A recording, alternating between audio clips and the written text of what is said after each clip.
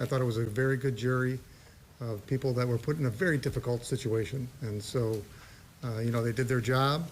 And sometimes this happens where you can't get 12 people off the street to agree as to a very important decision. So I thanked them for all the work they did.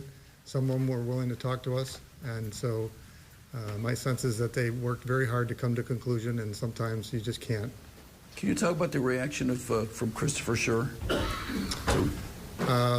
He's been living with this for 3 years.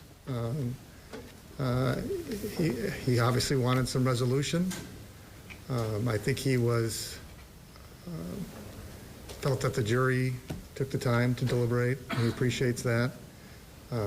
He obviously wanted it to be done, but it's a hung jury. So I haven't had much chance, obviously, to talk to him yet because I've been talking to the jurors. So, he'll probably have to reflect on it, as we all will, and as will Mr. Becker, on how we proceed next. What do you think about the possibility of a retrial? I mean, what do you think should happen? I do not think this case should be retried. I don't think it should have been charged in the first place. I think that it was clear, based on the evidence, that there wasn't enough to establish a charge in this case. I think there was a lot of evidence at trial that was irrelevant and that shouldn't come in. And so if there is going to be another trial, we're going to likely seek rulings from appellate courts as to what evidence is put before the jury.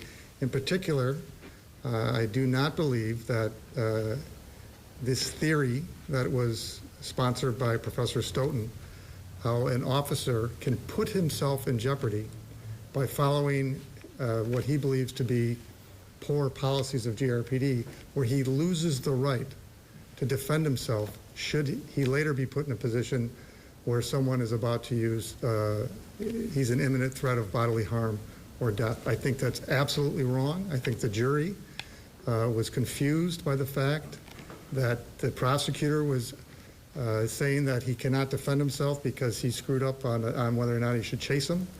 I think that had effect on the outcome and the fact that they couldn't reach a unanimous verdict. And so if there is going to be another trial, we're going to be asking the Court of Appeals to decide whether officer-created jeopardy is something that should apply in a criminal case, and whether officers, if they make any negligent act early on, they can no longer defend themselves if someone turns on them with a dangerous weapon. Were there a number of appealable issues that you saw during this trial? Yes. Can you talk about those, other than what you just spoke of? Substantively, that's the main issue. And, to those that are following legal opinions, there was a U.S. Supreme Court case just in the last 6 months called Barnes v. Felix, where this exact issue was argued extensively. I think that, this officer-created jeopardy is incredibly dangerous, not only for police officers who are asked to put themselves in dangerous positions, but for the community. Because what's going to happen if you instruct officers that they cannot arrest somebody, and it's up to the person being arrested to decide whether they're not going to be arrested, you're going to see a lot of officers who are going to hold back and be instructed that if later on this person has a gun or gets a dangerous weapon and uses it on me, I can no longer defend myself because I've screwed something up early on. So that's the primary appeal issue. We, as you know, Mr. Coker, we briefed that extensively before the trial.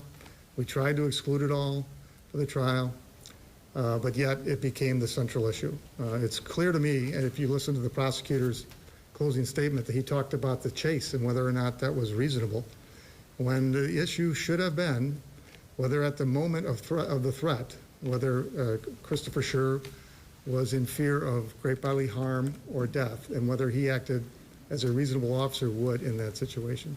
So that's, sorry. Go ahead, Duncan, right? Sam. Sorry. The decision for Schurr to testify, how and when was that made? We anticipated he would testify, and as we saw the proofs come in, we felt that it was important for the jury to hear from him. because, it's a case where what he was thinking, what he was feeling is important. And while there were plenty of experts on both sides to talk about whether it was reasonable, the only person that could say what was in his head is Chris. And,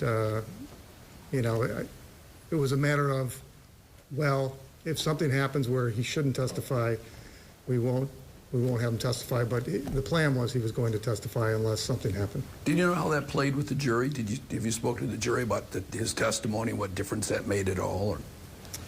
I think they considered it. I don't think anybody thought he was dishonest in his testimony. We didn't talk to a lot of the jurors, and I'm not going to get into the specifics of what they're telling us, but I think it played a role, but wasn't the dispositive witness. And you can't tell us how close they were one way or the other? Was it 11-1 one way, another way, half to 50-50? Can you talk about that? It was overwhelmingly in favor of acquittal, and there were holdouts on the other side. How many holdouts? I don't know for sure. How long were you talking to the jury after the mistrial was declared? I don't know, from the time of the mistrial until I came down here, I don't know how long that was. During the close, you had mentioned that you didn't have to put on a defense, but you did because of the importance of the case. Moving forward, should this be retried again, are there different approaches that you may take? I know you can't get too much into strategy, but were there things that you left out this time that maybe you think next time would be appropriate to bring in? It's kind of speculative. I don't know. It would depend on what the trial looks like going forward. I mean, if we're arguing about whether or not he was negligent in chasing him, then I'm going to have to address that again. I just don't think that should have been ever put before the jury, and because it came down to whether or not GRPD's policy or no policy on foot pursuits had some sort of bearing on whether or not he can use deadly force to protect himself. And I think over half the trial was about irrelevant evidence. You had experts on both sides talking about how close you can stand to somebody when they deploy their taser. I don't know how that relates to a minute and a half later when Mr. Lilia has exclusive control of the taser and is turning. It shouldn't matter. I was flummoxed by the fact that an expert could get on the stand and say, because you're too close, Mr. Lilia grabbed the taser. That was a decision that was made by the individuals that were in that situation, and not because of some GRPD policy. Matt, you asked for a mistrial on my count 3 times, maybe it was 2.5, and Judge Mims said you put something in the motion about her rolling her eyes. What did you think of the judge in this case? And was this a fair trial? You keep asking for a mistrial. Is it ultimately fair? Did she do a good job? We asked for a mistrial, and the primary reason was because there was all this evidence put before the jury that we did not think was relevant, and that was the focus of the prosecution's case. As far as the allegations of facial expressions, we obviously don't make those allegations unless we're certain that they're occurring. It was a crowded courtroom. It was our belief that the judge had been communicating with the jury. Why she might be biased, we never suggested one way or the other. We just thought that her demeanor at times suggested that she had feelings about something that coincided with the testimony.